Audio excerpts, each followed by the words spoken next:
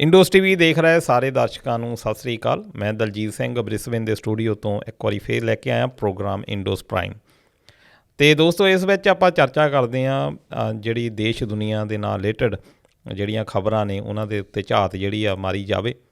ਅੱਜ ਦੇ ਅਸੀਂ ਇਸ ਪ੍ਰੋਗਰਾਮ ਦੇ ਵਿੱਚ ਖਾਸ ਤੌਰ ਦੇ ਉੱਤੇ ਪੰਜਾਬ ਦੇ ਬਾਰੇ ਗੱਲਾਂ ਬਾਤਾਂ ਜਿਹੜੀਆਂ ਕਰਨੀਆਂ, ਅਤੇ ਮੇਰਾ ਸਾਥ ਨਿਭਾਉਣਗੇ ਹਮੇਸ਼ਾ ਦੀ ਤਰ੍ਹਾਂ ਹਰਜੀਤ ਲਸਾੜਾ ਜੀ, ਜਿਹੜੇ ਕਿ ਬ੍ਰਿਸਬੇਨ ਤੋਂ ਪੰਜਾਬੀ ਟ੍ਰਿਬਿਊਨ ਦੇ ਪੱਤਰਕਾਰ ਨੇ। ਲਸਾੜਾ ਸਾਹਿਬ, ਸਭ ਤੋਂ ਪਹਿਲਾਂ ਤੁਹਾਡਾ ਬਹੁਤ ਬਹੁਤ ਸਵਾਗਤ ਆ ਇੰਡੋਸ ਪ੍ਰਾਈਮ ਦੇ ਵਿੱਚ। ਸਤਿ ਸ਼੍ਰੀ ਅਕਾਲ ਦਲਜੀਤ ਜੀ। ਅਤੇ ਦੋਸਤੋ, ਜਿਵੇਂ ਕਿ ਤੁਸੀਂ ਜਾਣਦੇ ਹੋ ਕਿ ਹੁਣ ਝੋਨੇ ਦਾ ਸੀਜ਼ਨ ਆ ਗਿਆ, ਅਤੇ ਜਿਹੜਾ ਸਟੇਟ ਆ ਸਾਡਾ ਖੇਤੀਬਾੜੀ ਪ੍ਰਧਾਨ ਆ, ਅਤੇ ਪਰ ਫਿਰ ਹਰ ਵਾਰੀ ਜਿੱਦਾਂ ਹੁੰਦਾ ਹੀ ਆ ਵੀ ਕਣਕ ਤਾਂ ਜਿਹੜੀ ਬਹੁਤ ਵਧੀਆ ਤਰੀਕੇ ਦੇ ਨਾਲ ਚੱਕ ਹੋ ਜਾਂਦੀ ਆ, ਜਾਂ ਕਹਿ ਲਓ ਵੀ ਅਜੇ ਵੀ ਲੋੜ ਆ, ਪਰ ਜਦੋਂ ਝੋਨੇ ਦੀ ਵਾਰੀ ਆਉਂਦੀ ਆ ਉਦੋਂ ਤੋਂ ਥੋੜ੍ਹਾ ਜਿਹਾ ਜਿਹੜੀਆਂ ਕਠਿਨਾਈਆਂ ਆ ਉਹ ਕਿਸਾਨਾਂ ਨੂੰ ਸਾਹਮਣਾ ਹਰ ਵਾਰੀ ਕਰਨਾ ਪੈਂਦਾ। ਇਹ ਜਿਹੜੀ ਸ਼ੁਰੂਆਤ ਆ, ਕਹਿ ਲਓ ਵੀ ਮੰਡੀਆਂ ਵਿੱਚ ਖੱਜਲ ਖੁਆਰੀ ਤਾਂ ਚਲੋ ਸ਼ੁਰੂ ਤੋਂ ਹੁੰਦੀ ਰਹੀ ਆ, ਚਾਹੇ ਉਹ ਸੁਵਿਧਾਵਾਂ ਦੀ ਆਪਾਂ ਘਾਟ ਕਹੀਏ, ਪਰ ਜਦੋਂ ਅਮਰਿੰਦਰ ਸਿੰਘ ਦੀ ਪਹਿਲੀ ਗੌਰਮੈਂਟ ਹੁੰਦੀ ਸੀ ਉਦੋਂ ਤੋਂ ਜੇ ਆਪਾਂ ਹੁਣ ਤੱਕ ਝਾਤ ਮਾਰੀਏ ਵੀ ਕਾਫੀ ਜਿਹੜੀ ਖੱਜਲ ਖੁਆਰੀ ਕਈ ਵਾਰੀ ਹੋ ਜਾਂਦੀ ਆ ਕਿ ਝੋਨਾ ਜਿਹੜਾ ਆ ਉਹ ਪ੍ਰੋਪਰ ਚੱਕਿਆ ਨਹੀਂ ਜਾਂਦਾ, ਜਾਂ ਜਿਹੜੇ ਖਰੀਦਦਾਰ ਨੇ ਉਹਨਾਂ ਨੇ ਥੋੜ੍ਹੀ ਬਹੁਤੀ ਇੱਦਾਂ ਦੀ ਕਰ ਦੇਣੀ ਆ ਵੀ ਚੱਕ ਕੇ ਕਹਿ ਦੇਣਾ ਇਹਦੇ ਵਿੱਚ ਨਮੀ ਆ, ਅਜੇ ਸੁੱਕਾ ਨਹੀਂ, ਤਰ੍ਹਾਂ ਪਰ ਉਹਦੇ ਨਾਲ ਜਿਹੜਾ ਕਿਸਾਨ ਆ ਉਹ ਖੱਜਲ ਖੁਆਰ ਬਹੁਤ ਹੁੰਦਾ ਆ। ਅਤੇ ਉੱਪਰੋਂ ਜਿਹੜਾ ਬਾਰਿਸ਼ ਦਾ ਵੀ ਇਹਨਾਂ ਦਿਨਾਂ ਦੇ ਵਿੱਚ ਪਤਾ ਨਹੀਂ ਹੁੰਦਾ, ਨਮੀ ਬਹੁਤ ਜ਼ਿਆਦਾ ਹਵਾ ਦੇ ਵਿੱਚ ਵੱਧ ਜਾਂਦੀ ਆ, ਅਤੇ ਇਹਦੇ ਬਾਰੇ ਚਰਚਾ ਕਰਨੀ ਆ ਵੀ ਕਿਸਾਨ ਜਿਹੜੇ ਆ ਅਜੇ ਵੀ ਰੁਲ ਰਹੇ ਆ। ਲਸਾੜਾ ਸਾਹਿਬ, ਕੀ ਕਹਿਣਾ ਇਹਦੇ ਬਾਰੇ? ਜੀ ਦਲਜੀਤ ਜੀ, ਤੁਸੀਂ ਗੱਲ ਝੋਨੇ ਦੀ ਕੀਤੀ ਆ। ਮੈਂ 2 ਦਿਨ ਪਹਿਲਾਂ ਨਾ ਫੈਕਟ ਦਿੰਦਾ, ਉਸ ਤੋਂ ਬਾਅਦ ਫਿਰ ਆਪਾਂ ਇਹਦੇ ਉੱਪਰ ਸਪਾਟ ਜਿਹੜੇ ਤਿੱਖਣ ਜੀ ਆਪਾਂ ਇੱਥੇ ਚਰਚਾ ਕਰਦੇ ਹਾਂ ਜੀ। ਦੇਖੋ, ਜੇ ਆਪਾਂ ਪੰਜਾਬ ਦੀ ਗੱਲ ਕਰੀਏ, ਪੰਜਾਬ ਦੀ ਕਿਸਾਨੀ ਮਿਹਨਤੀ ਆ, ਕਿਰਤੀ ਆ, ਸ਼ਾਬਾਸ਼ ਦੀ ਪਾਤਰ ਆ।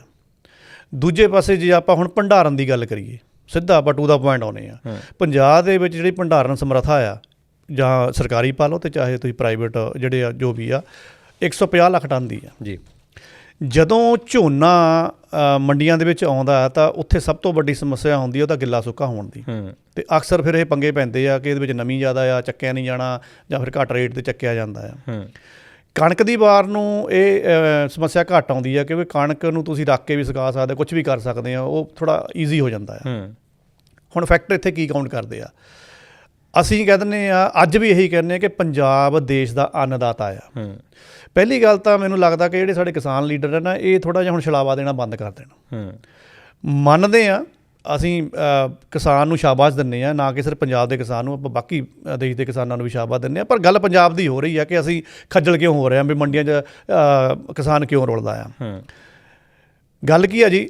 ਪਹਿਲੀ ਗੱਲ ਤਾਂ ਇਹ ਹੈ ਕਿ ਜਦੋਂ ਦੇਸ਼ ਨੂੰ ਹਰੀ ਕ੍ਰਾਂਤੀ ਲੋੜ ਸੀ ਉਦੋਂ ਪੰਜਾਬ ਨੂੰ ਵਰਤਿਆ ਗਿਆ, ਠੀਕ ਆ ਜੀ, ਉਦੋਂ ਅੰਨਦਾਤਾ ਸੀ। ਹੁਣ ਅੰਨਦਾਤਾ ਨਹੀਂ ਹੈਗਾ, ਲੇਕਿਨ ਪਤਾ ਨਹੀਂ ਅਸੀਂ ਆਪਣੀ ਕਹਿ ਲਓ ਕਿ ਵਾਹਵਾ ਦੇ ਲਈ ਜਾਂ ਉਹ ਫੈਕਟਰ ਨੂੰ ਪਰੇ ਕਰਕੇ ਕਹੀ ਜਾਂਦੇ ਕਿ ਕਿਸਾਨ ਪੂਰੇ ਦੇਸ਼ ਦਾ ਅੰਨਦਾਤਾ ਆ। ਅੰਨਦਾਤਾ ਨਹੀਂ ਹੈਗਾ, ਇਸ ਕਰਕੇ ਨਹੀਂ ਹੈਗਾ ਕਿਉਂਕਿ ਹੁਣ ਜੇ ਆਪਾਂ ਫੂਡ ਸਰਕਲ ਦੀ ਗੱਲ ਕਰੀਏ, ਕਣਕ ਜਿਹੜੀ ਆ ਉਹ ਜ਼ਿਆਦਾ ਜ਼ਰੂਰੀ ਆ, ਉਹਦੀ ਖਪਤ ਜ਼ਿਆਦਾ ਆ। ਜੇ ਕੋਈ ਸੂਬਾ ਜ਼ਿਆਦਾ ਕਣਕ ਕੱਢ ਵੀ ਦੇਵੇ ਨਾ, ਉਹ ਲੱਗ ਜਾਂਦੀ ਆ। ਝੋਨੇ ਦੀ ਹੁਣ ਜ਼ਿਆਦਾ ਲੋੜ ਨਹੀਂ ਹੈਗੀ। ਕਿਉਂ ਲੋੜ ਨਹੀਂ ਹੈਗੀ? ਪੰਜਾਬ ਦੇ ਕੋਲ ਜਿਹੜਾ ਰਕਬਾ ਹੈ ਉਹ ਸੀਮਤ ਹੈ ਦਲਜੀਤ ਜੀ। 1 ਕਰੋੜ ਕਿੱਲਾ ਆ ਸਾਡੇ ਕੋਲ।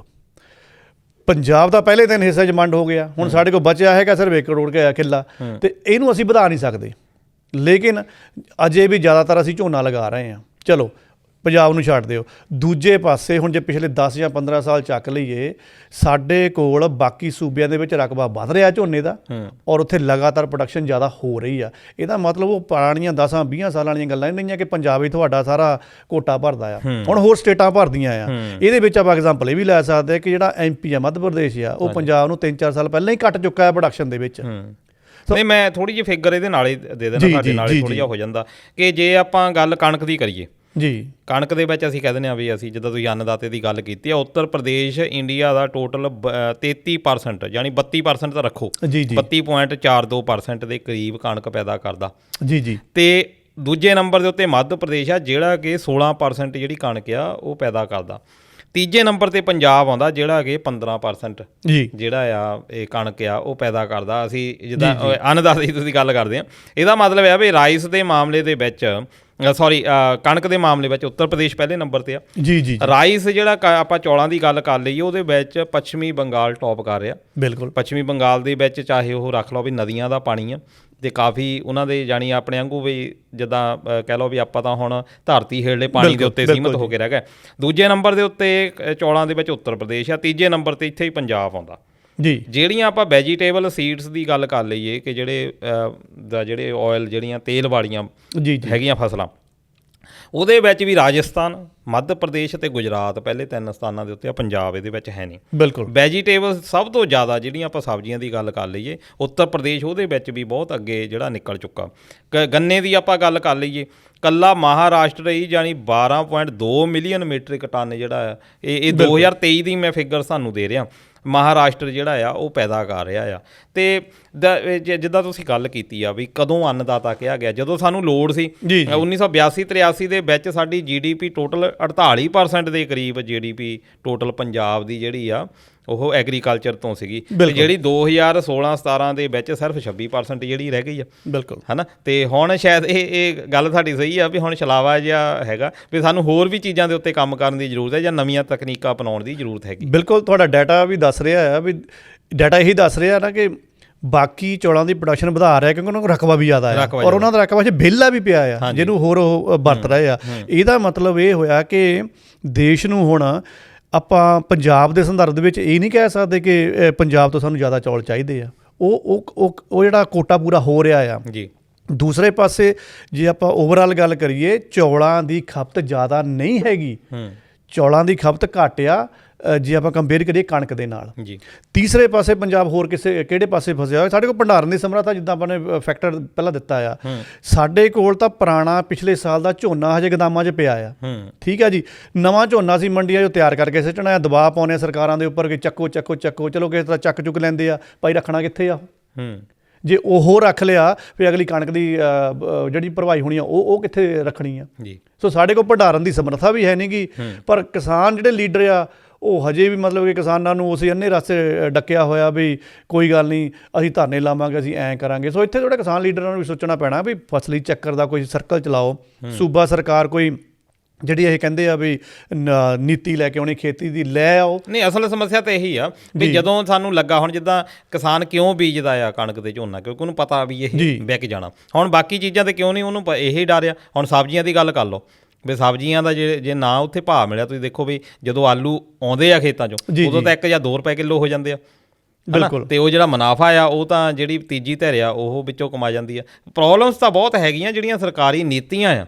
ਕਿਸਾਨ ਜੇ ਉਹਨੂੰ ਆਪਾਂ ਸੇਫਟੀ ਕੁਛ ਦਿੰਦੇ ਆ ਤਾਂ ਆਹ ਖੱਜਲ ਖੁਆਰੀ ਜਿਹੜੀ ਆ ਖਤਮ ਹੋ। ਸੋ ਉਹੀ ਆ ਜੀ ਦਲਜੀਤ ਜੀ ਕਿ ਪੰਜਾਬ ਦਾ ਨਾ ਖੇਤੀ ਮਾਡਲ ਕੋਈ ਹੈ ਨਹੀਂ ਗਾ ਜੀ। ਉਹ ਬਸ ਪਤਾ ਨਹੀਂ, ਉਹ ਹਵਾ ਦੇ ਵਿੱਚੋਂ ਉੜਦਾ ਤੀਰ ਫੜਦੇ ਆ, ਉਹ ਕਈ ਵਾਰ ਫਿਰ ਬੱਖੀ 'ਚ ਲੱਗ ਜਾਂਦਾ ਅਤੇ ਕਈ ਵਾਰ ਲੱਗਦਾ ਵੀ ਫੜਿਆ ਵੀ ਹੋਇਆ, ਪਰ ਅਸਲ ਜੋ ਫੜਿਆ ਨਹੀਂ ਹੋਇਆ ਹੈਗਾ ਉਹ ਬੱਖੀਆਂ 'ਚ ਹੀ ਲੱਗ ਰਿਹਾ ਆ ਜੀ। ਅਤੇ ਮੇਰੇ ਖਿਆਲ ਦਲਜੀਤ ਜੀ ਜੇ ਇਹਦੇ ਵਿੱਚ ਕੋਈ ਅਥਕਤ ਨਹੀਂ ਹੈਗੀ, ਜੇ ਮੈਂ ਜਾਂਦਾ ਹੋਇਆ ਅੱਜ ਇਹ ਕਹਿ ਦੇਵਾਂ, ਝੋਨਾ ਜਿਹੜਾ ਆ ਨਾ ਇਸ ਵਾਰ ਇਹ ਬਹੁਤ ਵੱਡਾ ਗੰਭੀਰ ਸੰਕਟ ਲੈ ਕੇ ਆਏਗਾ। ਝੋਨੇ ਦੀ ਜਿਹੜੀ ਚੁਕਾਈ ਆ, ਅਤੇ ਇਹ ਗੰਭੀਰ ਸੰਕਟ ਨਾ ਜਿਹੜਾ CM ਮਾਨ ਹੈ ਆਪਣਾ, ਜਿਹੜੀ ਆਪ ਦੀ ਸਰਕਾਰ ਆ, ਇਹਨੂੰ ਖਾੜਨ ਦੇ ਵਿੱਚ ਮੇਰੇ ਖਿਆਲ ਪੂਰਾ ਨਿੱਤਰ ਆਊਗਾ।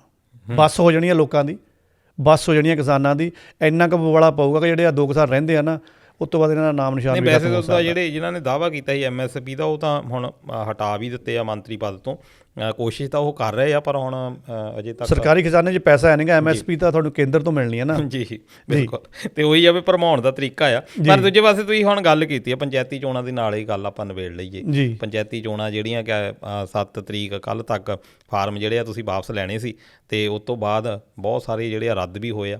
ਕੰਪਲੇਂਟਸ ਵੀ ਇਹ ਹੋਈਆਂ ਵੀ ਸਾਡੇ ਜਾਣ ਬੁੱਝ ਕੇ ਪੇਪਰ ਜਿਹੜੇ ਆ ਰੱਦ ਕਰ ਦਿੱਤੇ ਗਏ, ਇੱਦਾਂ ਦੇ। ਚਲੋ ਇਹ ਹਰ ਵਾਰੀ ਹੁੰਦਾ ਹੀ ਆ, ਪਰ ਜਿਹੜੀਆਂ ਇੱਕ ਦਾਅਵੇ ਕੀਤੇ ਜਾਂਦੇ ਵੀ ਸੁੱਖ ਸਬੀਲੀ ਨਾਲ, ਕਿਉਂਕਿ ਇਹ ਲੋਕਤੰਤਰ ਦਾ ਜੇ ਕਹਿ ਲਓ ਅਸਲੀ ਧੁਰਾ ਜੀ ਉਹ ਇਹ ਆ, ਜਾਣੀ ਕਹਿ ਲਓ ਕਿ ਬੇਸਿਕ ਮਾਡਲ, ਜਾਣੀ ਸਭ ਤੋਂ ਹੇਠਲੀਆਂ ਚੋਣਾਂ ਜਿਹੜੀਆਂ ਪੰਚਾਇਤੀ, ਸਭ ਤੋਂ ਜ਼ਿਆਦਾ ਵੋਟਿੰਗ ਇਹਦੇ ਵਿੱਚ ਹੁੰਦੀ ਆ।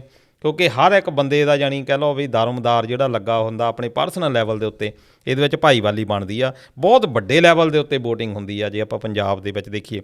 ਪਰ ਇਹਦੇ ਵਿੱਚ ਅਸੀਂ ਦੇਖਿਆ ਕਿ ਪਿਛਲੇ ਕੁਛ ਦਿਨਾਂ ਦੇ ਵਿੱਚ ਬਹੁਤ ਸਾਰੀਆਂ ਜਿਹੜੇ ਘਟਨਾਵਾਂ ਇੱਦਾਂ ਦੀਆਂ ਹੋਈਆਂ, ਗੋਲੀਬਾਰੀ ਦਾ ਵੀ, ਕੁੱਟ ਕਟਾਪੇ ਦਾ ਵੀ, ਕਾਗਜ਼ ਖੋਹ ਕੇ ਪਾੜ ਦੇਣੇ, ਇੱਦਾਂ ਦੀਆਂ ਘਟਨਾਵਾਂ ਜਿਹੜੀਆਂ ਹੋਈਆਂ, ਉਹਦੇ ਬਾਰੇ ਕੀ ਕਹਿੰਦੇ ਹੋ?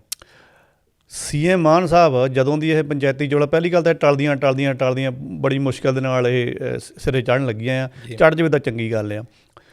ਨਲਾਇਕੀ ਸਭ ਤੋਂ ਪਹਿਲੀ ਤਾਂ ਇਹ ਹੈ ਕਿ ਸਿਰੇ ਉਦੋਂ ਚੜਾਉਣ ਲੱਗੇ ਆ ਜਦੋਂ ਝੋਨੇ ਦਾ ਸੀਜ਼ਨ ਐਨ ਕਹਿ ਲਓ ਕਿ ਸਿਖਰਾਂ ਤੇ ਹੋਣਾ ਹੈ। ਜੀ ਪੰਚਾਇਤੀ ਚੋਣਾਂ ਜਾਣੀ ਕਿ ਪਿੰਡਾਂ ਦਾ ਜਿਹੜਾ ਕਿਸਾਨ ਵਰਗ ਆ ਜਾਂ ਕਿਸਾਨੀ ਉਹ ਲੱਗੀ ਹੋਈ ਆ ਉਹ ਤਾਂ ਖੇਤਾਂ 'ਚ ਫਸੀ ਹੋਈ ਆ ਤੇ ਤੁਸੀਂ ਤੇ ਪੰਚਾਇਤੀ ਚੋਣਾਂ ਕਰਾਉਣੇ ਸਵਾਦ ਕਿਰਕਰਾ ਕਰਨ ਵਾਲੀ ਗੱਲ ਆ। ਚਲੋ ਉਹ ਲੇਟ ਸੀਗੀਆਂ, ਕੋਟਾਂ ਦਾ ਦਬਾਅ ਸੀਗਾ, ਕਰਵਾ ਲਈਆਂ। ਹੁਣ ਮਾਨ ਸਾਹਿਬ ਸ਼ੁਰੂ ਤੋਂ ਕਹਿੰਦੇ ਆ ਰਿਹਾ ਕਿ ਜੀ ਅਸੀਂ ਭਾਈਚਾਰਕ ਸਾਂਝ ਬਣਾ ਕੇ ਰੱਖਣੀ ਆ, ਅਸੀਂ ਇਸ ਭਾਈਚਾਰਕ ਜਿਹੜੀ ਨਾ ਤਾਂਦਿਆ ਟੁੱਟਣ ਨਹੀਂ ਦੇਣੀ। ਮੈਂ ਕਹਿੰਦਾ ਜਿੰਨੀ ਇਸ ਵਾਰ ਇਹ ਟੁੱਟੀ ਆ ਇੰਨੀ ਤਾਂ ਕਦੀ ਅਕਾਲੀਆਂ ਜਾਂ ਕਾਂਗਰਸੀਆਂ ਦੇ ਰਾਜ ਨਹੀਂ ਟੁੱਟੀ ਹੈਗੀ। ਹੁਣ ਮੈਂ ਉਹਦੀਆਂ ਥੋੜ੍ਹੀਆਂ ਤੁਹਾਨੂੰ ਐਗਜ਼ਾਮਪਲ ਦੇ ਦਿੰਦਾ। ਪਿੰਡ ਗਿਣੀ ਜਾਏ, ਤੁਸੀਂ ਵੀ ਦੱਸ ਦਿਓ ਜਾਂ ਇਲਾਕਾ ਤੁਸੀਂ ਤਾਂ ਜੇ ਕੋਈ ਰਹਿ ਗਿਆ ਆਪਣੇ ਕੋਲ, ਪੱਟੀ ਲੈ ਲਓ, ਮਜੀਠੀਆ ਲੈ ਲਓ, ਮਜੀਠੀਆ ਦਾ ਇਲਾਕਾ, ਕੋਟ ਈਸੇ ਖਾਂ ਲੈ ਲਓ, ਧਰਮਕੋਟ ਲੈ ਲਓ, ਖੰਡੂਰ ਸਾਹਿਬ ਲੈ ਲਓ, ਖੇਮਕਰਨ ਦਾ ਇਲਾਕਾ ਲੈ ਲਓ। ਇੱਥੇ ਉਹ ਕੁਛ ਹੋਇਆ ਆ ਜਿਹੜਾ ਆਪਾਂ ਕਹਿ ਲਈਏ ਕਿ ਤਰਾਸਦੀ ਬਣ ਗਿਆ ਕਿ ਚੋਣਾਂ ਵਾਲਾ ਦਿਨ ਨਹੀਂ ਸੀਗਾ, ਕਾਗਜ਼ ਭਰਨ ਵਾਲਾ ਦਿਨ ਸੀਗਾ। ਅਤੇ ਆਹ ਉੱਥੇ ਪਈ ਆ ਅਤੇ ਆਹ ਉੱਥੇ ਜੀ ਦਾ ਜੰਜਾਲ ਬਣਿਆ। ਤਲਵੰਡੀ ਭਾਈ ਦੀ ਗੱਲ ਕਰ ਲਓ, ਉੱਥੇ ਗੋਲੀ ਚੱਲੀ ਆ ਜੀ। ਇਹ ਕੋਈ ਵੋਟਾਂ ਵਾਲਾ ਦਿਨ ਸੀਗਾ, ਕਾਗਜ਼ ਹੀ ਭਰਨ ਜਾਣਾ ਸੀ। ਇਹਦਾ ਮਤਲਬ ਕਿਹਾ ਵੀ ਜਦੋਂ ਸ਼ੁਰੂਆਤ 'ਚ ਪੇਪਰਾਂ ਵਿੱਚ ਇਹ ਆ ਜਿੱਦਣ ਵੋਟਿੰਗ ਤੱਕ ਜਾਂਦੇ ਜਾਂਦੇ ਸਾਡਾ ਕਿੰਨਾ ਖੱਜਲ ਖੁਆਰ ਜੀ ਹੋ ਜਾਣਾ। ਪਰ ਨਹੀਂ, ਇਹਦੇ ਵਿੱਚ ਆਪਾਂ ਇਹ ਕਹੀਏ ਵੀ ਸੀਐਮ ਸਾਹਿਬ ਨੇ ਤਾਂ ਪਹਿਲੇ ਦਿਨੇ ਹੀ ਕਿਹਾ ਵੀ ਸਰਬਸੰਮਤੀ ਜਿਹੜੀ ਆ ਕਰੋ, ਅਸੀਂ 5 ਲੱਖ ਰੁਪਇਆ ਵੀ ਦੇਵਾਂਗੇ ਅਤੇ ਤੁਸੀਂ ਇੱਕ ਆਪਸ਼ਨ ਵੀ ਤੁਹਾਡੇ ਕੋਲ ਹੈਗੀ ਹੈ ਕਿ ਸਟੇਡੀਅਮ ਜਾਂ ਹੌਸਪੀਟਲ ਅਸੀਂ ਦੇਵਾਂਗੇ, ਜਿਹੜੀ ਇੱਕ ਵਧੀਆ ਸ਼ੁਰੂਆਤ ਸੀ। ਦੂਜਾ ਇੱਕ ਉਹਨਾਂ ਨੇ ਇਹ ਕਿਹਾ ਸੀ ਕਿ ਵੈਸੇ ਇਹ ਮੈਨੂੰ ਲੱਗਦਾ ਵੀ ਸ਼ੁਰੂ ਤੋਂ ਰੁਝਾਨ ਗਲਤ ਸੀ ਕਿ ਪੰਚਾਇਤੀ ਚੋਣਾਂ ਕਦੀ ਵੀ ਕਿਸੇ ਰਾਜਨੀਤਿਕ ਪਾਰਟੀ ਦੇ ਨਾਂ ਦੇ ਉੱਤੇ ਨਹੀਂ ਲੜੀਆਂ ਜਾਣੀਆਂ ਚਾਹੀਦੀਆਂ ਕਿ ਆ ਜੀ ਸਰਪੰਚ ਕਾਂਗਰਸੀ ਆ, ਚਲੋ MLA ਤੋਂ ਸਟਾਰਟ ਹੁੰਦਾ ਆ, ਤੁਸੀਂ ਉਹਨਾਂ ਤੋਂ ਲੜੋ। ਜਿਹੜਾ ਪਿੰਡਾਂ ਦੀ ਸ਼ਾਇਦ ਭਾਈਵਾਲੀ ਆ ਉਹ ਤਾਂ ਇੱਕ ਪਿਆਰ ਸਤਿਕਾਰ ਦੇ ਨਾਲ ਜਿਹੜੀ ਹੋ ਜਾਵੇ ਤਾਂ ਵਧੀਆ ਆ। ਅਤੇ ਇਹ ਵੀ ਉਹਨਾਂ ਨੇ ਕਿਹਾ ਸੀ ਵੀ ਇਸ ਵਾਰ ਜਿਹੜੀਆਂ ਚੋਣਾਂ ਆ ਉਹ ਕਿਸੇ ਰਾਜਨੀਤਿਕ ਪਾਰਟੀ ਦੇ ਅਧੀਨ ਉਹ ਨਹੀਂ ਹੋਣਗੀਆਂ ਵੀ ਆਪਣੇ ਆਪਣੇ ਤੁਸੀਂ ਦੂਜਾ ਕਰੋਗੇ। ਇਹ ਕਿਹਾ ਤਾਂ ਸੀਗਾ ਜੀ, ਪਰ ਮੈਂ ਹੁਣ ਹੋਰ ਜੇ ਪਿੰਡ ਗਣਾਵਾਂਗਾ ਤਾਂ ਕੰਮ ਲੰਮਾ ਹੋ ਜਾਣਾ। ਬਹੁਤ ਸਾਰੇ ਪਿੰਡ ਆ ਜਿੱਥੇ ਇਹਨਾਂ ਦੇ ਆਪਣੇ ਬੰਦੇ ਇੱਕ ਦੂਸਰੇ ਦੇ ਸਿਰ ਪਾੜ ਗਏ ਅਤੇ ਫਿਰ ਕਿੰਨਾ ਕੁ ਇਹ ਸਾਰਥਕ ਲੱਗਦਾ ਕਿ ਤੁਸੀਂ ਤੁਹਾਡਾ ਲੀਡਰ ਕਹਿ ਰਿਹਾ ਐਂ ਕਰੋ ਤਾਂ ਤੁਸੀਂ ਖੁਦ ਤਾਂ ਉਹਦੇ ਪਏ। ਜੇ ਲੀਡਰ ਦੀ ਆਪਾਂ ਗੱਲ ਕਰ ਲਈਏ, ਮੈਨੂੰ ਲੱਗਦਾ ਵੀ ਉਹ ਲੀਡਰ ਵੀ ਜਿਹੜੇ ਆਹ ਲੜਾਈਆਂ ਝਗੜੇ ਹੋਏ ਆ ਉਹ ਪਹਿਲਾਂ ਹੀ ਉਹਨਾਂ ਦਾ ਰਿਕਾਰਡ ਇੱਦਾਂ ਦਾ ਹੈਗਾ। ਦੂਜੇ ਪਾਰਟੀਆਂ 'ਚ ਜਿਹੜੇ ਬੰਦੇ ਲਿਆਂਦੇ ਆ, ਮੈਂ ਸੇਵ ਕਰ ਰਿਹਾ CM ਸਾਹਿਬ ਨੂੰ, ਮੈਂ ਕਿਹਾ ਵੀ ਅਜੇ ਚਲੋ ਮੈਂ ਕੋਈ ਇਹਨਾਂ ਦੇ ਖਿਲਾਫ ਨਹੀਂ ਬੋਲ ਰਿਹਾ ਹੈਗਾ, ਪਰ ਜੇ ਹੁਣ ਉਦਾਹਰਨਾਂ ਮੂਹਰੇ ਪਈਆਂ, ਸਲੀਨਾ ਦੀ ਉਦਾਹਰਨ ਲੈ ਲਓ, 2 ਸਕੇ ਭਰਾ ਆ, ਇੱਕ ਆਮ ਆਦਮੀ ਪਾਰਟੀ ਨਾਲ ਜੁੜਿਆ ਹੈ, ਇੱਕ BJP ਨਾਲ ਜੁੜਿਆ ਹੋਇਆ।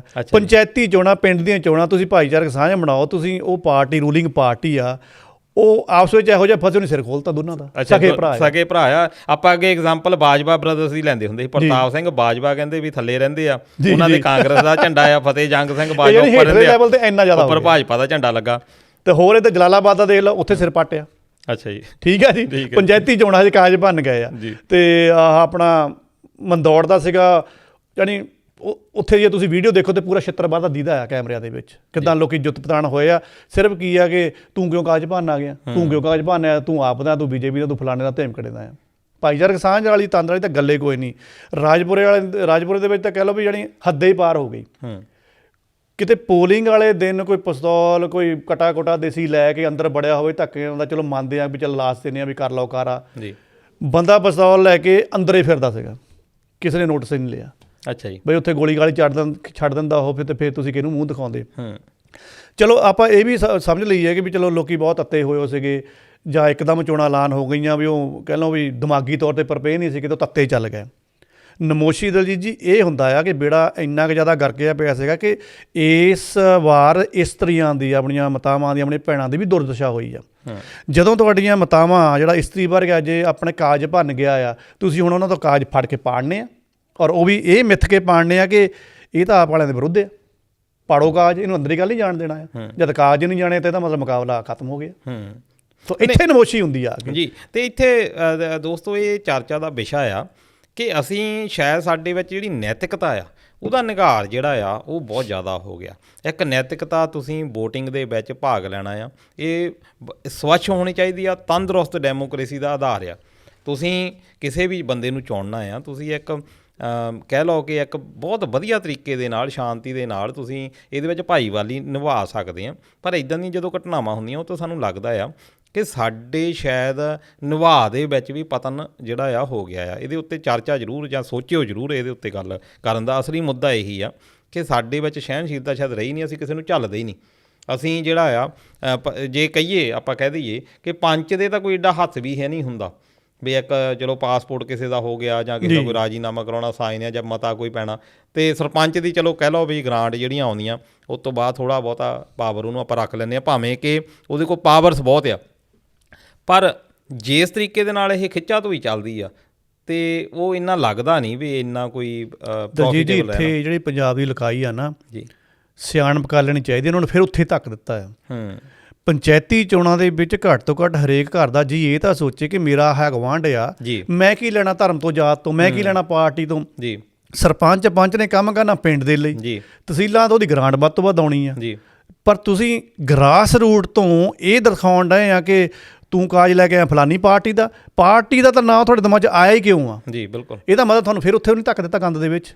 ਜਿਹੜਾ ਤੁਹਾਡਾ ਪੰਚ ਸਰਪੰਚ ਪਾਰਟੀ ਦੇ ਹਿਸਾਬ ਨਾਲ ਉੱਥੋਂ ਜਿੱਤਿਆ ਆ, ਉਹਨੇ ਅਗਲੀ ਸਾਲ ਤਾਂ MLA ਤੇ ਮਾਰਨੀ ਆ, ਫਿਰ ਉਹੀ ਗਟਸ ਉੱਥੇ ਲੈ ਕੇ ਜਾਊਗਾ ਲੜਾਈ ਝਗੜੇ ਵਾਲੇ, ਫਿਰ MP ਲਈ ਜਾਊਗਾ, ਫਿਰ ਬਿੱਟੂ ਆਉਂਗੇ ਤੇ ਰਾਜ ਸਭਾ 'ਚ ਵੀ ਜਾ ਕੇ ਬਹਿ ਸਕਦੇ ਆ। ਨਹੀਂ, ਬਿੱਟੂ ਵਰਗੇ ਤਾਂ ਜਿਹੜੇ ਆ ਉਹ ਪੰਚੀ ਸਰਪੰਚੀ ਦੇ ਦੌੜ 'ਚ ਉਹ ਤਾਂ ਚਲੋ ਫਿਰ ਜਿੱਦਾਂ ਜਮਾਂਦਰੂ ਜ਼ਿਆਦਾਤਰ ਤਾਂ ਦੇਖੋ ਇਹ ਇੱਕ ਸਵੱਛ ਨੀਤੀ ਦਾ ਆਧਾਰ ਆ ਕਿ ਜਿੱਦਾਂ ਬਾਦਲ ਸਾਹਿਬ ਦੀ ਆਪਾਂ ਐਗਜ਼ਾਮਪਲ ਲੈ ਲਈਏ, ਪ੍ਰਕਾਸ਼ ਸਿੰਘ ਬਾਦਲ ਦੀ, ਵੀ ਸਰਪੰਚੀ ਤੋਂ ਸਫ਼ਰ ਸ਼ੁਰੂ ਕੀਤਾ, ਜਿਹੜੇ ਪਹਿਲੇ ਜਿਹੜੇ ਲੀਡਰ ਆਪਾਂ ਦੇ ਲਏ। ਅੱਜ ਕੱਲ੍ਹ ਕਿਹੜਾ ਸਰਪੰਚੀ ਤੋਂ ਸ਼ੁਰੂ ਕਰਦਾ? ਅੱਜ ਤਾਂ ਇਹ ਦੇਖਿਆ ਜਾਂਦਾ ਵੀ ਫਲਾਨੇ ਦਾ ਮੁੰਡਾ ਫਲਾਨੇ ਥਾਂ ਦੇ ਉੱਤੇ ਪਹੁੰਚ ਗਿਆ। ਦੂਜੀ ਹੈ ਕਿ ਕੋਈ ਹਰ ਪਿੰਡ ਦੇ ਵਿੱਚ 3-4 ਕੜਾਮ ਚੌਧਰੀ ਹੁੰਦੇ ਆ, ਉਹਨਾਂ ਨੂੰ ਇਹ ਚੰਗਾ ਹੀ ਨਹੀਂ ਲੱਗਦਾ ਵੀ ਸ਼ਾਂਤੀ ਦੇ ਨਾਲ ਸਾਰਾ ਕੁਝ ਹੋ ਗਿਆ। ਉਹ ਕੀ ਆ, ਕੋਈ ਕਈ ਵਾਰੀ ਕਈ ਪਿੰਡਾਂ ਦੇ ਵਿੱਚ ਸਰਬਸੰਮਤੀ ਹੋਈ ਆ, ਸਾਰੇ ਪਿੰਡ ਨੇ ਮੰਨ ਵੀ ਲਿਆ। ਉਹ ਜਿਹੜੇ ਕੜਾਮ ਚੌਧਰੀਆਂ ਨੂੰ ਰਾਸ ਨਹੀਂ ਆਈ, ਬਹੁਤੇ ਪਿੰਡਾਂ ਦੀ ਇਹ ਹਾਲਾਤ ਹੈ, ਇੱਕ ਪਿੰਡ ਦੀ ਨਹੀਂ। ਚਲੋ ਆਪਾਂ ਨਾਂ ਨਹੀਂ ਲੈਂਦੇ, ਮੇਰੇ ਵੀ ਨਿਗਾਹ 'ਚ ਕਾਫੀ ਆਏ ਨੇ, ਸਾਰਾ ਕੁਝ ਵਧੀਆ ਹੋਣ ਡਿਆ ਆ। ਐਂਡ ਦੇ ਵਿੱਚ ਕੋਈ ਜਣਾ ਕਾਜ ਭਰਿਆ 2-3 ਬੰਦੇ ਆ, ਉਹ ਤਾਂ ਜਾਂ ਤਾਂ ਜਿਹੜੇ ਲੱਭ ਕੇ ਉਹਨਾਂ ਨੂੰ ਪਿੰਡ ਨਕਾਲਾ ਦੇ ਦਿਓ, ਪਿੰਡ ਨਕਾਲਾ ਹੀ ਆਪਾਂ ਕਹਿ ਸਕਦੇ ਵੀ ਤੁਸੀਂ ਸਰਪੰਚੀ ਦੇ ਵਿੱਚ ਨਾ ਬੜਿਆ ਕਰੋ, ਤੁਸੀਂ ਲਿਆ ਕੇ ਜਾਣੀ 3 ਬੰਦਿਆਂ ਦੇ ਨਾਲ ਉਹ ਪਿੰਡ ਦਾ ਜਿਹੜਾ ਸਾਰੀ ਸ਼ਾਂਤੀ ਆ ਉਹ ਖਰਾਬ ਹੋ ਜਾਂਦੀ ਆ। ਇਹਦੇ ਉੱਤੇ ਵੀ ਵਰਕ ਕਰਨ ਦੀ ਚਲੋ ਜ਼ਰੂਰਤ ਆ। ਬਿਲਕੁਲ। ਤੇ ਤੀਜੀ ਆਪਾਂ ਖਬਰ ਜਿਹੜੀ ਕਰਨੀ ਆ ਉਹ ਵੀ ਪੰਜਾਬ ਦੇ ਨਾਲ ਰਿਲੇਟਡ ਅੱਜ ਬੜੀਆਂ ਇੰਟਰਸਟਿੰਗ ਜਿਹੀਆਂ ਗੱਲਾਂ ਵੈਸੇ ਹੋ ਰਹੀਆਂ ਕਿ ਪੰਜਾਬ ਤੁਸੀਂ ਨਮੋਸ਼ੀ ਵਾਲੀਆਂ ਖਬਰਾਂ ਜ਼ਿਆਦਾ ਨਮੋਸ਼ੀ ਦਾ ਕਾਰਨ ਇਹ ਆ ਕਿ ਸਾਡਾ ਇੱਕ ਸਮਾਜ ਆ ਕਿ ਸਮਾਜ ਦੇ ਵਿੱਚ ਜੋ ਚੀਜ਼ਾਂ ਹੈਗੀਆਂ ਉਹ ਉਜਾਗਰ ਹੋਣੀਆਂ ਚਾਹੀਦੀਆਂ। ਜੇ ਅਸੀਂ ਉਹ ਚੀਜ਼ਾਂ ਜਿਹੜੀਆਂ ਸਾਹਮਣੇ ਲੈ ਕੇ ਨਹੀਂ ਆਵਾਂਗੇ ਤਾਂ ਲੋਕਾਂ ਨੂੰ ਸ਼ਾਇਦ ਯਾਰ ਤੂੰ ਤਾਂ ਮੈਨੂੰ ਦੱਸਿਆ ਹੀ ਨਹੀਂ ਸੀ, ਹੈ ਨਾ। ਅਤੇ ਉਹਦੇ ਬਾਰੇ ਚਰਚਾ ਜ਼ਰੂਰ ਹੋਣੀ ਚਾਹੀਦੀ ਆ ਕਿ ਉਹਦੇ ਬਾਰੇ ਸਾਡਾ ਜਿਹੜਾ ਜਿਹਨ ਦੇ ਵਿੱਚ ਜੇ ਗੱਲ ਹੋਵੇ ਤਾਂ ਅਸੀਂ ਉਹਨੂੰ ਸ਼ਾਇਦ ਇਹ ਬਹੁਤ ਵੱਡੀਆਂ ਸਮੱਸਿਆਵਾਂ ਨਹੀਂ ਹੈਗੀਆਂ ਕਿ ਸਾਡੀਆਂ ਇਹ ਬਹੁਤ ਸਮੱਸਿਆਵਾਂ ਬਹੁਤ ਵੱਡੀਆਂ ਹੋ ਗਈਆਂ ਬਈ ਇਹ ਸ਼ਾਇਦ ਅਸੀਂ ਕਰ ਹੀ ਨਹੀਂ ਸਕਦੇ। ਇਜ਼ਰਾਈਲ ਅਤੇ ਫਲਸਤੀਨ ਵਾਲਾ ਰੌਲਾ ਤਾਂ ਨਹੀਂ ਸਾਡੀਆਂ ਤਾਂ ਬਹੁਤ ਛੋਟੀਆਂ ਚੀਜ਼ਾਂ ਆ, ਅਸੀਂ ਤਾਂ ਬਹੁਤ ਚੰਗੀ ਤਰੀਕੇ ਦੇ ਨਾਲ ਨਿਭਾ ਸਕਦੇ ਹਾਂ। ਪਰ ਮਸਲਾ ਇਹ ਹੈ ਨਾ ਵੀ ਇਜ਼ਰਾਈਲ ਤੇ ਫਲਸਤੀਨ ਦਾ ਰੌਲਾ ਆ, ਫਿਰ ਉੱਥੇ ਇਰਾਨ ਕੋਈ ਬਣ ਕੇ ਆ ਜਾਂਦਾ, ਇੱਥੇ ਸਾਡੇ ਵੀ ਪਿੰਡਾਂ 'ਚ ਵੀ ਇਰਾਨ ਵਾਲੇ ਬੈਠੇ। ਚਲੋ ਤੇ ਅੱਗੇ ਪੰਜਾਬ ਪੁਲਿਸ ਦੀ ਆ, ਤੇ ਇਹ ਤਾਂ ਬਾਹਲਾ ਹੀ ਦੂਜਾ ਹੋਇਆ ਜਿਹੜਾ ਡਿਵੀਜ਼ਨ ਆਫ ਬੈਂਚ ਆ, ਚੀਫ ਜਸਟਿਸ ਸ਼ੀਲ ਨਾਗੂ ਜੀ ਤੇ ਜਸਟਿਸ ਅਬੁਲ ਖੇਤਰਪਾਲ ਜੇ ਮੈਂ ਨਾਂ ਜਿਹੜੇ ਸਹੀ ਲਵਾਂ, ਉਹਨਾਂ ਨੇ ਪੰਜਾਬ ਪੁਲਿਸ ਦੇ ਉੱਤੇ ਕਟਾਖਸ਼ ਜਿਹੜੀ ਆ ਕਰ ਦਿੱਤੀ ਆ। ਅਤੇ ਪੰਜਾਬ ਪੁਲਿਸ ਜਿਹਦਾ ਨਾਂ ਆ, ਕਹਿੰਦੇ ਹੁੰਦੇ ਆ ਵੀ ਫਿਲਮਾਂ ਦੇ ਵਿੱਚ ਵੀ ਹੁੰਦਾ ਵੀ ਛੋਟੂ ਸਾਡੇ ਤੋਂ ਤਾਂ ਡਰਦੇ ਆ ਲੋਕ। ਨਹੀਂ, ਹੁਣ ਨਹੀਂ ਡਰਦੇ। ਅੱਛਾ ਜੀ, ਹੁਣ ਨਹੀਂ ਡਰਦੇ, ਹੁਣ ਪੰਜਾਬ ਪੁਲਿਸ ਡਰਦੀ ਆ। ਅੱਛਾ, ਕਿਉਂਕਿ ਫਟਕਾਰਾਂ ਪੈਂਦੀਆਂ ਲਗਾਤਾਰ ਪੈਂਦੀਆਂ। ਅਤੇ ਪਰ ਉਹ ਗੱਲ ਇਹ ਆ, ਫਟਕਾਰਾਂ ਪੈਂਦੀਆਂ ਜੇ ਤਾਂ ਅਸੀਂ ਮੰਨੀਏ ਫੇਰ ਹੀ ਆ। ਨਹੀਂ, ਹੁਣ ਮੰਨਣੀਆਂ ਵੀ ਪੈ ਰਹੀਆਂ। ਅੱਛਾ ਜੀ, ਕਿਉਂਕਿ ਹਰ ਹਫ਼ਤੇ ਜਦੋਂ ਇਹਨਾਂ ਦਾ ਸੂਬਾ ਸਰਕਾਰ ਦਾ ਵਕੀਲ ਜਾਂਦਾ ਆ, ਉਹ ਅੱਧੇ ਝਗੜੇ ਤਾਂ ਪੰਜਾਬ ਪੁਲਿਸ ਦੇ ਵੀ ਕਈ ਨਿਕਲੇ ਆਉਂਦੇ ਆ, ਕਿਉਂਕਿ ਉਸ ਜਿਹੜੇ ਅਫਸਰ ਰੈਂਕ ਦੇ ਹੁੰਦੇ ਆ ਉਹ ਵਿੱਚ ਇਨਵੋਲਵ ਹੁੰਦੇ ਆ, ਅਤੇ ਹਮੇਸ਼ਾ ਨਮੋਸ਼ੀ ਹੋਈ ਹੁੰਦੀ ਆ ਜੀ। ਅਤੇ ਉਹ ਨਮੋਸ਼ੀ ਸੂਬਾ ਸਰਕਾਰ ਆਪਣੇ ਪੱਲੇ ਥੋੜ੍ਹਾ ਲੈਂਦੀ ਆ। ਐਂਡ 'ਚ ਜਾ ਕੇ ਜਿਹੜਾ ਡਿਪਾਰਟਮੈਂਟ ਹੈ ਬਦਨਾਮ ਤਾਂ ਉਹੀ ਹੁੰਦਾ, ਮਨੋਬਲ ਤਾਂ ਉਹਦਾ ਡਿੱਗਦਾ ਨਾ ਜੀ। ਅਤੇ ਮੈਨੂੰ ਲੱਗਦਾ ਕੋਈ ਨਵਾਂ ਮਨੋਬਲ ਫੇਕ ਹੋ ਡਿੱਗਿਆ ਫਿਰ ਜਿਹੜਾ ਤੁਸੀਂ ਹੁਣ ਕੁਛ ਕਰ ਰਹੇ ਆ। ਠੀਕ ਹੈ। ਨਹੀਂ, ਪੰਜਾਬ ਪੁਲਿਸ ਦਾ ਕੀ ਹੁਣ ਗੱਲ ਕੀ ਹੋ ਗਈ ਆ? ਮੈਂ ਬਚਾ ਰਿਹਾ ਸੀ, ਜਿੱਦਾਂ ਤੁਸੀਂ CM ਨੂੰ ਬਚਾ ਰਿਹਾ ਸੀ, ਮੈਂ ਪੰਜਾਬ ਪੁਲਿਸ ਨੂੰ ਬਚਾ ਰਿਹਾ ਸੀ, ਪਰ ਤੁਸੀਂ ਹੁਣ ਛੱਡ ਨਹੀਂ ਰਹੇ ਹੈਗੇ। ਬਚਾ ਦੇਖੋ ਬਹੁਤ ਸਾਰੀਆਂ ਚੀਜ਼ਾਂ ਹੈਗੀਆਂ ਆ ਪੰਜਾਬ ਪੁਲਿਸ ਦੇ, ਜਿੱਦਾਂ ਕਹਿ ਲਓ ਵੀ ਓਵਰ ਵਰਕ ਕਰਾਇਆ ਜਾਂਦਾ 27 ਦਿਨ, ਜਿੱਦਾਂ ਕਹਿ ਲਓ ਵੀ ਇਹਨਾਂ ਨੂੰ ਵਿਚਾਰਿਆਂ ਨੂੰ ਦਿਵਾਲੀ ਦੀ ਲੋਹੜੀ ਦੀ ਨਹੀਂ ਛੁੱਟੀ। ਬਹੁਤ ਸਾਰੀਆਂ ਚੀਜ਼ਾਂ ਹੈਗੀਆਂ, ਪਰ ਬਹੁਤ ਚੀਜ਼ਾਂ ਜਿਹੜੀਆਂ ਆ ਉਹ ਵੀ ਆ ਜਿਨ੍ਹਾਂ ਦੇ ਉੱਤੇ ਕੰਮ ਕਰਨ ਦਾ ਜਿਹੜੀ ਜ਼ਰੂਰਤ ਆ।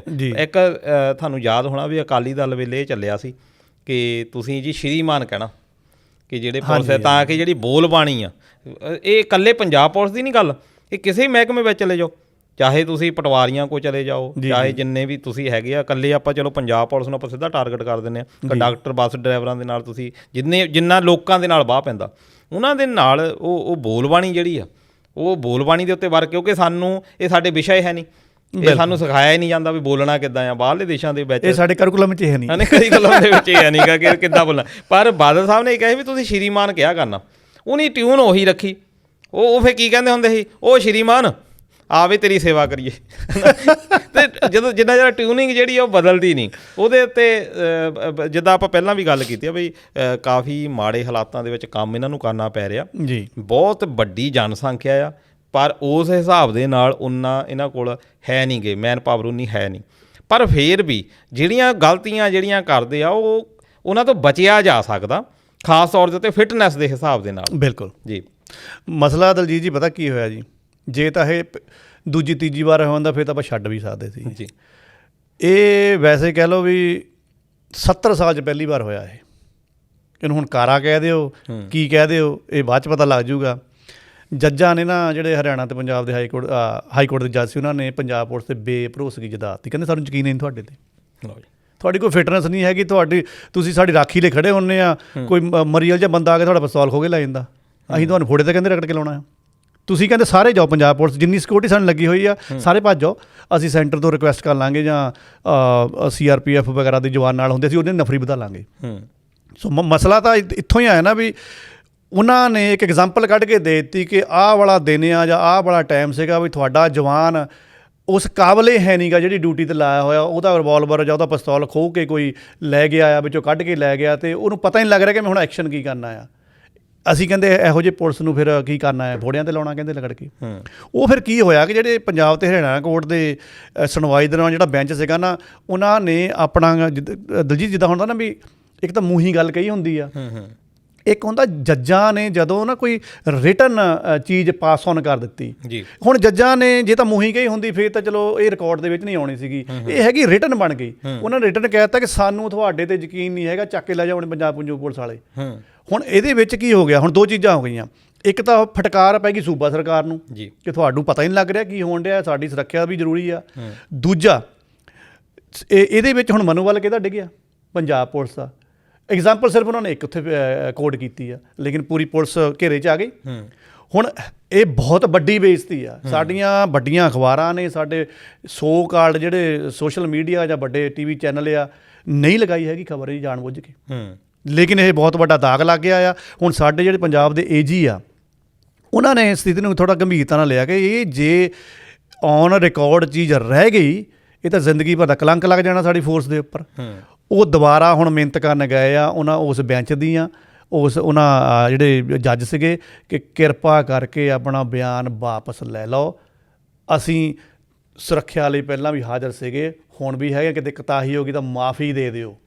ਮਿੰਨਤਾਂ ਵੀ ਆ, ਮਾਫੀਆਂ ਵੀ ਆ, ਸਥਿਤੀਆਂ ਹੁਣ ਇੱਥੇ ਆ ਗਈਆਂ। ਨਹੀਂ ਇਹਦੇ ਬਾਰੇ ਚਲੋ ਇੱਕ ਐਗਜ਼ਾਮਪਲ ਦੇ ਨਾਲ ਪੂਰੀ ਤੰਤਰ ਨੂੰ ਕਹਿਣਾ ਸ਼ਾਇਦ ਇੱਕ ਐਗਜ਼ਾਮਪਲ ਜੱਜ ਨੇ ਦਲਜੀਤ ਜੀ, ਉਹਨਾਂ ਨੇ ਤਾਂ ਇੱਕ ਐਗਜ਼ਾਮਪਲ ਕੋਡ ਕੀਤੀ ਆ, ਮੈਨੂੰ ਲੱਗਦਾ ਨਾਲ ਪੂਰਾ ਦੱਥਾ ਹੋਣਾ। ਇਹ ਵੀ ਆ, ਇੱਦਾਂ ਨਹੀਂ ਨਾ ਹੋ ਸਕਦਾ। ਜੇ ਇੱਕ ਐਗਜ਼ਾਮਪਲ ਨਾਲ ਤੁਸੀਂ ਕਿਸੇ ਨੂੰ ਘੜੀਸਣਾ ਆ, ਉਹ ਵੀ ਤਾਂ ਸੂਬੇ ਦੀ ਸਰਕਾਰ ਦੀ ਪੁਲਿਸ ਆ, ਸੁਪਰੀਮ ਕੋਰਟ ਵੀ ਤਾਂ ਜਾ ਸਕਦੀ। ਪਰ ਇਹ ਤੁਹਾਡੀ ਗੱਲ ਸਹੀ ਆ। ਜਿੱਦਾਂ ਤੁਸੀਂ ਕਹਿੰਦੇ ਹੋ ਕਿ ਸਰਕਾਰਾਂ ਕਾਮਯਾਬ ਕਹਿੰਦੀਆਂ, ਆਪਾਂ ਕਹਿ ਦਿੰਦੇ ਹਾਂ ਕਿ ਜੀ ਡਿਵੈਲਪਮੈਂਟ। ਮੈਨੂੰ ਲੱਗਦਾ ਕਿ ਜਿਹੜੀ ਡਿਵੈਲਪਮੈਂਟ ਦੇ ਨਾਲੋਂ ਵੀ ਸਭ ਤੋਂ ਪਹਿਲਾਂ ਬੰਦੇ ਦੀ ਜ਼ਰੂਰੀ ਚੀਜ਼ ਜਿਹੜੀ ਹੈਗੀ ਆ ਉਹ ਹੈਗੀ ਸੇਫਟੀ ਜੀ। ਕਿ ਹਰ ਬੰਦੇ ਨੂੰ ਚਾਹੀਦਾ ਕੀ ਆ ਕਿ ਬੰਦਾ ਆਪਣੇ ਸਟੇਟ ਦੇ ਵਿੱਚ ਫੀਲ ਸੇਫ ਕਰੇ। ਦੂਜਾ ਆ ਕਿ ਨਿਆਂ ਉਹਨੂੰ ਟਾਈਮ ਸਿਰ ਮਿਲੇ। ਇੱਥੇ ਕੀ ਆ ਕਿ ਮੰਨ ਲਓ ਕਿ ASI ਜਿਹੜਾ ਆ ਤੁਹਾਡਾ FIR ਦੀ ਦਰਜ ਕਰਾਉਣੀ ਆ ਜੀ, ਉਹ FIR ਦਰਜ ਕਰਨ ਨੂੰ ਫਿਰਦਾ, ਉੱਪਰੋਂ DSP ਦਾ ਫੋਨ ਆ ਜਾਂਦਾ ਨਾ ਕਰੀ। ਉਹ ਤੰਤਰ ਹੀ ਇੰਨਾ ਉਲਝਾਇਆ ਆ, ASI ਨੂੰ ਡਰਿਆ ਵੀ ਮੈਨੂੰ ਸਸਪੈਂਡ ਕਰ ਦੇਣਾ, ਮੈਨੂੰ ਵੀ ਉਹਦੀ ਮੰਨਣੀ ਪੈਂਦੀ ਆ। ਉਹ SHO ਜਿਹੜਾ ਉਹਦੇ 'ਤੇ ਪ੍ਰਭਾਵ ਪਾਈ ਜਾਂਦਾ, DSP ਉਹ 'ਤੇ ਪਾਈ ਜਾਂਦਾ, ਉੱਪਰ SSP ਬੈਠਾ। ਜਾਣੀ ਇੰਨਾ ਤੰਤਰ ਉਲਝਿਆ ਆ ਵੀ ਥੱਲੇ ਵਾਲੇ ਜੇ ASI ਜਾਂ SHO ਕੰਮ ਕਰਨਾ ਵੀ ਚਾਹੁੰਦੇ ਆ ਜਿਹੜੇ ਉੱਪਰ ਵਾਲੇ ਲੀਡਰ ਆ ਉਹ ਵੀ ਰੱਖ ਲਓ ਵੀ ਬਿੱਟੂ ਵਾਂਗੂ ਜਿਹੜੇ ਸਿੱਧੇ ਤੰਤਰ 'ਚ ਆਏ ਹੋ ਆ, ਉਹ ਜਿਹੜੇ ਆ ਕਈ ਵਾਰੀ ਖੱਜਲ ਖੁਆਰੀ ਜਿਹੜੀ ਆਮ ਬੰਦਿਆਂ ਦੀ ਹੁੰਦੀ ਆ, ਉਹ ਜਿਹੜਾ ਬੰਦਾ ਜਿਹਨੂੰ ਨਿਆਂ ਨਹੀਂ ਟਾਈਮ ਸਿਰ ਮਿਲਦਾ, ਬਿਲਕੁਲ ਉਹ ਜਿਹੜਾ ਬੰਦਾ ਆ ਫਿਰ ਕਹਿ ਲਓ ਕਿ ਜਿੱਦਾਂ ਕਹਿੰਦੇ ਹੁੰਦੇ ਆ ਵੀ ਨਿਆਂ ਜੇ ਟਾਈਮ ਸਿਰ ਨਾ ਮਿਲਿਆ ਤਾਂ ਫਿਰ ਉਹਨੂੰ ਨਿਆਂ ਨਹੀਂ ਕਿਹਾ ਜਾਂਦਾ, ਇਹ ਖੱਜਲ ਖੁਆਰੀ ਹੁੰਦੀ ਆ। ਇਹਦੇ ਉੱਤੇ ਜ਼ਰੂਰ ਨਾਲੇ ਦਲਜੀਤ ਜੀ ਇੱਥੇ ਨਜ਼ਾਕਤ ਇੱਕ ਹੋਰ ਵੀ ਕੰਮ ਕਰਦੀ ਹੈ, ਜਿੱਥੋਂ ਆਪਾਂ ਕਹਿੰਦੇ ਵੀ ਕਿਰਕਰੀ ਸ਼ਬਦ ਆਪਾਂ ਲਾਤਾ ਵੀ ਪੰਜਾਬ ਪੁਲਿਸ ਦੀ ਕਿਰਕਰੀ ਹੋ ਗਈ। ਹਾਂਜੀ, ਇੱਕ ਤਾਂ ਹੋਵੇ ਵੱਡੀ ਪੋਸਟ 'ਤੇ ਇੱਕ ਬੰਦਾ ਜਾਂ ਬਹੁਤ ਬੰਦੇ ਬੈਠੇ ਹੋਣ ਜੀ। ਮੰਨ ਲਓ ਸੁਪਰੀਮ ਕੋਰਟ ਦੇ ਜੱਜ ਸੀਗੇ, ਉਹਨਾਂ ਦਾ ਬੈਂਚ ਸੀਗਾ, ਕੋਈ 8-10 ਸੀਗੇ, ਉਹਨਾਂ ਨੇ ਇੱਕ ਦੱਥਾ ਬਣਾਇਆ, ਹੈ ਨਹੀਂ ਤੁਸੀਂ ਕਿਸੇ ਕੰਮ ਦੇ ਬਈ, ਤੁਸੀਂ ਸੁਰੱਖਿਆ ਦੇ ਸਕਦੇ, ਫਿਰ ਤਾਂ ਕੋਈ ਗੱਲ ਬਣਦੀ ਵੀ ਆ। ਇਹ ਤਾਂ ਯਾਰ ਪੰਜਾਬ ਦੇ ਹਰਿਆਣਾ ਕੋਰਟ ਦੇ ਛੋਟੇ ਰੈਂਕ ਦੇ ਜੱਜ ਨੇ ਜਿਨ੍ਹਾਂ ਨੇ ਆ ਕੇ ਤੁਹਾਡੇ ਮੂੰਹ 'ਤੇ ਚਪੇੜ ਮਾਰਤੀ, ਇਹ ਵੀ ਤਾਂ ਕਿਰਕਰੀ ਆ ਨਾ ਐਡੀ ਵੱਡੀ। ਉਹ ਛੋਟੇ ਆ, ਉੱਪਰ ਸੁਪਰੀਮ ਕੋਰਟ ਵੀ ਪਈ ਆ। ਕੱਲ੍ਹ ਨੂੰ ਕਿਤੇ ਸੁਪਰੀਮ ਕੋਰਟ ਦੇ ਜੱਜਾਂ ਨੇ ਆ ਕੁਝ ਕਹਿ ਦਿੱਤਾ ਨਾ ਕਿ ਖਤਮ ਹੀ ਆ, ਕਿੱਥੇ ਲੈ ਕੇ ਜਾਓਗੇ ਤੁਸੀਂ ਆਪਣੀ ਅਪੀਲ? ਬਹੁਤ ਵੱਡੀ ਪਰ ਇਹਦੇ ਉੱਤੇ ਜ਼ਰੂਰ ਵਰਕ ਹੋਣਾ ਚਾਹੀਦਾ ਵੀ ਜਿਹੜੀ ਫਿਟਨੈਸ ਹੈ, ਜੇ ਅਸੀਂ ਬਾਹਰਲੀ ਪੁਲਿਸ ਦੇ ਨਾਲ ਗੱਲ ਆਪਾਂ ਇੱਥੇ ਦੀ ਕਰ ਲਈਏ ਕੰਪੈਰੀਜ਼ਨ, ਭਾਵੇਂ ਕਿ ਇੱਥੇ ਵੀ ਬਹੁਤ ਸਾਰੀਆਂ ਸਮੱਸਿਆਵਾਂ ਹੈਗੀਆਂ ਪੁਲਿਸ ਤੰਤਰ ਦੇ ਵਿੱਚ, ਪਰ ਫਿਰ ਵੀ ਉਹਨਾਂ ਦੇ ਖਾਸ ਤੌਰ ਦੇ ਉੱਤੇ ਫਿਟਨੈਸ ਦੇ ਬਾਰੇ, ਬਿਲਕੁਲ ਫਿਟਨੈਸ ਦੇ ਉੱਤੇ ਬਹੁਤ ਧਿਆਨ ਦਿੱਤਾ ਜਾਂਦਾ। ਸਾਡੇ ਵਿੱਚ ਜਦੋਂ ਉਹੀ ਗੱਲ ਹੋ ਜਾਂਦੀ ਆ ਕਿ ਜਦੋਂ ਅਸੀਂ ਸਰਕਾਰੀ ਜੋਬ 'ਚ ਆ ਜਾਂਦੇ ਹਾਂ ਅਸੀਂ ਥੋੜ੍ਹਾ ਰਿਲੈਕਸ ਹੋ ਜਾਂਦੇ ਹਾਂ। ਦੂਜਾ ਆ ਵੀ ਸਰਕਾਰੀ ਜਿਹੜੀਆਂ ਉੱਪਰੋਂ ਦਬਾਅ ਇੰਨੇ ਜ਼ਿਆਦਾ ਹੁੰਦੇ ਆ ਪੋਲੀਟੀਕਲੀ ਵੀ, ਅਤੇ ਜਿਹੜੇ ਪ੍ਰਸ਼ਾਸਨਿਕ ਜਿਹੜੇ ਦਬਾਅ ਆ ਉਹਨਾਂ ਨੂੰ ਝੱਲ ਸਕਣਾ ਆਮ ਬੰਦੇ ਦੇ ਬੱਸ ਦੀ ਗੱਲ ਨਹੀਂ ਹੁੰਦੀ। ਅਤੇ ਬਹੁਤ ਸਾਰੀਆਂ ਚੀਜ਼ਾਂ ਚਲੋ ਹੈਗੀਆਂ। ਅਤੇ ਆ ਨਿਆਂ ਦੀ ਆਪਾਂ ਗੱਲ ਕਰਦੇ ਸੀ ਅਤੇ ਟਾਈਮ ਵੀ ਕਾਫੀ ਹੋ ਗਿਆ ਜੀ। ਸਿੱਖ ਕਤਲੇਆਮ 1984 ਜੀ, ਬੜਾ ਇੱਕ ਦੁਖਾਂਤ ਸਿੱਖ ਭਾਈਚਾਰੇ ਦੇ ਵਾਸਤੇ ਤਾਂ ਬਹੁਤ ਵੱਡਾ ਇੱਕ ਦੁਖਾਂਤ ਆ ਇਹ ਜਿਹੜਾ ਕਤਲੇਆਮ ਹੋਇਆ 1984 ਦੇ ਵਿੱਚ।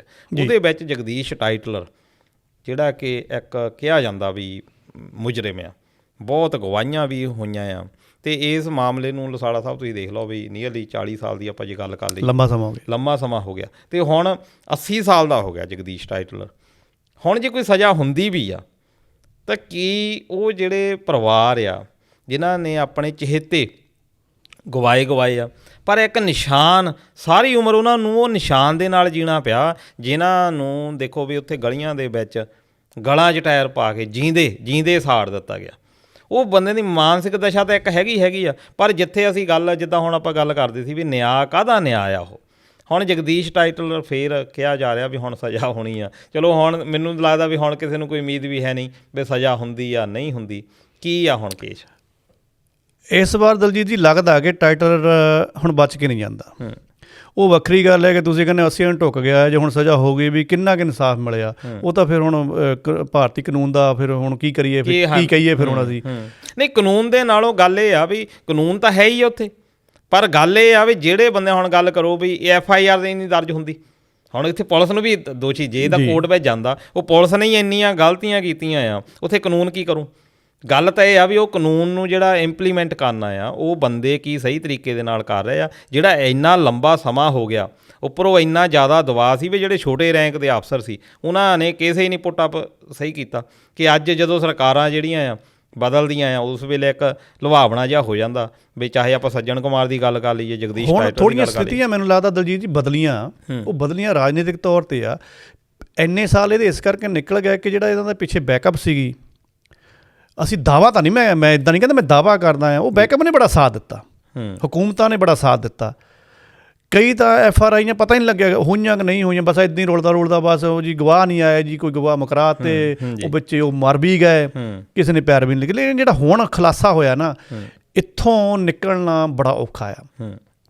ਦੇਰ ਨਾਲ ਹੀ ਸਜ਼ਾ ਮਿਲ ਜਾਵੇ, ਅਗਰ ਮਿਲ ਜਾਵੇ ਤਾਂ ਥੋੜ੍ਹੇ ਜਿਹੇ ਜ਼ਖਮ ਤਾਂ ਜੀ ਟਿਕਾਣੇ 'ਤੇ ਆਉਣਗੇ। ਜਲਦੀ ਨਾਲ ਮੈਂ ਦੱਸ ਦਿੰਦਾ ਕਿ ਮਸਲਾ ਕਿਆ ਬਣ ਗਿਆ। ਜੇ ਤੁਸੀਂ ਯਾਦ ਕਰੋ, ਹੁਣ ਮੈਂ ਟਾਈਟਲਰ ਬਾਰੇ ਬੋਲਣਾ ਮੁਨਾਸਿਬ ਨਹੀਂ ਸਮਝੂਗਾ ਕਿ ਮੈਂ ਕਹਾਂ ਕਿ ਜੀ ਬਹੁਤ ਕਹਿ ਲਓ ਵੀ ਹੰਕਾਰੀ ਇਨਸਾਨ ਸੀਗਾ ਜਾਂ ਉਹਨੂੰ ਆਪਣੇ ਪਾਵਰ ਦਾ ਨਸ਼ਾ ਸੀਗਾ। ਉਹ ਗੱਲਾਂ ਤਾਂ ਹੁਣ ਚਲੇ ਗਈਆਂ, ਬਾਹਰ ਚਲੇ ਗਈਆਂ। ਸਿੱਧਾ ਹੁੰਦੇ ਆ ਵੀ ਟਾਈਟਲਰ ਕਿੱਥੋਂ ਫਸ ਸਕਦਾ। ਹੁਣ ਹੋ ਸਕਦੀ ਹੈ ਕਹਿ, ਮੈਂ ਇਹਦੇ ਨਾਲ ਸਹਿਮਤ ਹਾਂ। ਪੁੱਲ ਬਖਸ਼ ਗੁਰੂ ਘਰ ਦੀ ਗੱਲ ਕਰਦੇ ਹਾਂ, ਅਗਰ ਮੈਂ ਨਾਮ ਸਹੀ ਉਚਾਰਨ ਲਿਆ ਤਾਂ ਜ਼ਰੂਰ ਆ, ਨਹੀਂ ਤਾਂ ਦਰੁਸਤ ਕਰ ਸਕਦੇ ਨੇ ਸਾਡੇ ਸੁਣਨ ਵਾਲੇ ਦੇਖਣ ਵਾਲੇ। ਉੱਥੇ 3 ਸਿੱਖਾਂ ਦਾ ਨਾ ਕਤਲ ਹੋਇਆ ਸੀਗਾ, ਠੀਕ ਹੈ ਜੀ। ਉਹਦੇ ਸਿਲਸਿਲੇ ਦੇ ਵਿੱਚ ਉਹਨਾਂ ਦੇ ਵਿੱਚੋਂ ਇੱਕ ਸਿੱਖ ਦੀ ਵਿਧਵਾ ਜਿਹੜੀ ਆ ਔਰਤ ਉਹ ਹਜੇ ਜਿਉਂਦੀ ਆ। ਉਹਨੇ ਕਿਹਾ ਕਿ ਜਦੋਂ ਇਹ 3 ਸਿੱਖਾਂ ਦਾ ਕਤਲ ਹੋਇਆ ਉਸ ਗੁਰਦੁਆਰੇ ਦੇ ਵਿੱਚ, ਇਹ ਜਿਹੜੀ ਭੀੜ ਨੇ ਕਤਲ ਕੀਤਾ ਉਹਨੂੰ ਉਕਸਾਉਣ ਵਾਲਾ ਟਾਈਟਲਰ ਸੀਗਾ। ਅਤੇ ਨਾਲ ਉਹਨੇ ਹਲਫੀਆ ਬਿਆਨ ਇਹ ਲਾਇਆ ਕਿ ਜਿਹੜਾ ਉਹਨਾਂ ਦਾ ਖਾਵਨ ਸੀਗਾ, ਜਿਹੜਾ ਜਿਹਨੂੰ ਮਾਰ ਦਿੱਤਾ ਗਿਆ, ਬਾਦਲ ਸਿੰਘ ਸੀਗਾ ਉਹਦਾ ਨਾਂ। ਕਹਿੰਦੇ ਜੀ ਬਾਦਲ ਸਿੰਘ ਨੂੰ ਗੁਰਦੁਆਰੇ ਦੇ ਅੰਦਰੋਂ ਘੜੀਸ ਕੇ ਬਾਹਰ ਲਿਆਂਦਾ ਗਿਆ, ਜੂਹ ਦੇ ਵਿੱਚ ਉਹਦੀ ਕਿਰਪਾਨ ਲਾਹੀ ਗਈ। ਯਕੀਨਨ ਉਹਨੂੰ ਪਹਿਲਾਂ ਉੱਥੇ ਮਾਰਿਆ ਗਿਆ, ਫਿਰ ਉਹਨੂੰ ਗੱਡੀ ਸੁੱਟ ਕੇ ਲਿਜਾ ਕੇ ਬਾਹਰ ਪਿੰਡ ਦੇ ਵਿੱਚ ਜਾਂ ਖੁੱਲ੍ਹੀ ਜਗ੍ਹਾ ਜਿੱਥੇ ਵੀ ਉਹ ਬਦਮਾਸ਼ੀਆਂ ਚੱਲਦੀਆਂ ਸੀਗੀਆਂ, ਟਾਇਰ ਪਾ ਕੇ ਸਾੜਿਆ ਗਿਆ। ਨਾਲ ਉਹਨਾਂ ਨੇ ਹਲਫੀਆ ਬਿਆਨ ਇਹ ਲੱਗਾ ਕਿ ਇਹ ਵਾਲੀ ਚੀਜ਼ ਨੂੰ ਅੱਖੀਂ ਦੇਖਿਆ ਉੱਥੇ ਦੇ ਗੁਰਦੁਆਰੇ ਦੇ ਗ੍ਰੰਥੀ ਸੁਰਿੰਦਰ ਸਿੰਘ ਨੇ, ਔਰ ਉਹਨੇ ਇਹ ਚੀਜ਼ ਬੀਬੀ ਨਾਲ ਸ਼ੇਅਰ ਕੀਤੀ ਹੈ ਕਿ ਮੈਂ ਇਹਦਾ ਗਵਾਹ ਹਾਂ। ਤਾਂ ਬੀਬੀ ਨੇ ਇਹ ਪੂਰਾ ਫਿਰ ਹਲਫੀਆ ਬਿਆਨ ਉੱਥੇ ਲਾਇਆ। ਹੁਣ ਉਦੋਂ ਜਿਹੜਾ ਟਾਈਟਲਰ ਦਾ ਵਕੀਲ ਸੀਗਾ ਉਹਨੇ ਕਿਹਾ ਵੀ ਦੇਖੋ ਥਰਡ ਪਾਰਟੀ ਦੀ ਇਨਫੋਰਮੇਸ਼ਨ ਲੈ ਕੇ ਇੱਕ ਔਰਤ ਕਹਿ ਰਹੀ ਹੈ ਕਿ ਮੇਰੇ ਖਾਵੰਦ ਨਾਲ ਆਹ ਕੁਛ ਆ, ਵੀ ਇਹ ਕੋਈ ਗੱਲ ਬਣਦੀ ਨਹੀਂ ਹੈਗੀ, ਤੁਸੀਂ ਇਹਨੂੰ ਖਾਰਜ ਕਰੋ। ਮਸਲਾ ਹੁਣ ਇੱਥੇ ਜਾ ਕੇ ਟਿਕ ਗਿਆ ਕਿ ਉਸ ਵੇਲੇ ਜਿਹੜਾ ਬੈਂਚ ਸੀਗਾ, ਜੱਜ ਸੀ, ਕਹਿੰਦੇ ਨਹੀਂ, ਥਰਡ ਪਾਰਟੀ ਵੀ ਅਹਿਮੀਅਤ ਰਖਾਉਂਦੀ ਆ, ਚਾਹੇ ਥਰਡ ਪਾਰਟੀ ਜਿਉਂਦੀ ਆ ਜਾਂ ਨਹੀਂ ਜਿਉਂਦੀ ਹੈਗੀ, ਇਹਦੀ ਤਹਿਕੀਕਾਤ ਹੋਊਗੀ। ਅਤੇ ਜੇ ਤਹਿਕੀਕਾਤ ਉਹ ਕਹਿ ਰਿਹਾ ਵੀ ਹੋਊਗੀ, ਔਰ ਜੇ ਫਿਰ ਇਹ ਸਾਬਤ ਹੁੰਦਾ ਆ, ਫਿਰ ਟਾਈਟਲ ਨਹੀਂ ਬਚਦਾ, ਫਿਰ ਸਜ਼ਾ ਹੋਏਗੀ ਐਤਕੀ ਜੀ। ਚਲੋ ਖੈਰ ਅਜੇ ਵੀ ਚਲੋ ਉਮੀਦ ਦੇ ਵਿੱਚ ਹੈਗੇ ਆ ਜੀ, ਅਤੇ ਆਸ ਕਰਦੇ ਹਾਂ, ਜਿੱਦਾਂ ਆਪਾਂ ਪਹਿਲਾਂ ਵੀ ਗੱਲ ਕੀਤੀ ਆ, ਕਿ ਨਿਆਂ ਬੰਦੇ ਨੂੰ ਟਾਈਮ ਸਿਰ ਮਿਲਣਾ ਚਾਹੀਦਾ। 3000 ਤੋਂ ਉੱਤੇ ਜਾਣੀ ਇੱਕ ਸਰਕਾਰੀ ਫਿਗਰ, ਬਹੁਤ ਵੱਡੀ ਗਿਣਤੀ ਦੇ ਵਿੱਚ ਮੌਤਾਂ ਜਿਹੜੀਆਂ ਹੋਈਆਂ, ਅਤੇ ਉਹਦੀ ਜਿਹੜੀ ਭਰਪਾਈ ਕਰਨਾ ਉਹ ਅੱਜ ਵੀ ਜਾਣੀ ਕਹਿ ਲਓ ਵੀ ਬਹੁਤ ਮੁਸ਼ਕਿਲ ਆ ਅਤੇ ਇੱਕ ਕਲੰਕ ਆ।